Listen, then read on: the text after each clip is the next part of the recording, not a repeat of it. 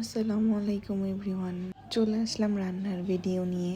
তাও এটা গতকালকে রান্না করা হয়েছিল, অর্ধেক রান্না করে ফেলেছে। তারপর আমি গিয়েছি, এই যে পাটায় ভর্তা করেছিল, পাটায় ভাত মেখে আমাকে খাইয়ে দিয়েছে। ওর আম্মু বলছে যে রোস্টের মশলা কষানো হয়ে গেছে, তুমি বাকিটা রান্না করে ফেলো। তো সে বাকিটা আমার হাতে দিয়ে সে চলে গিয়েছে রান্নাঘর থেকে। আবার আমাকে বলে তুমি তো রান্না করতেই পারো, সমস্যা কি, রান্না করে ফেলো।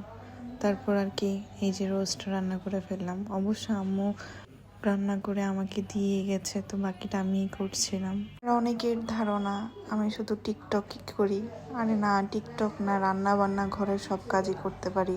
আমি এমন একটা মেয়ে, মাটির চুলায়ও রান্না করতে পারি আল্লাহর রহমতে, যেটা আমার আম্মু এখন করতে পারে না। মানে আমার আম্মু হচ্ছে মুন্সিগঞ্জের মেয়ে, সে এখন মাটির চুলায় রান্না করা ভুলে গিয়েছে। অবশ্য মাটির চুলায় কখনো রান্না করেও নাই, নানু রান্না করেছে সব সময়। তো আল্লাহ তাআলার রহমতে আমি সবকিছুই শিখেছি। মানে আমার অনেক অনেক বেশি এক্সাইটেডমেন্ট কাজ করে নতুন কিছু শেখার জন্য। এই যে রান্না আমার শেষ হয়ে গেছে, তারপর আমি পোলাও নিয়ে নিয়েছিলাম।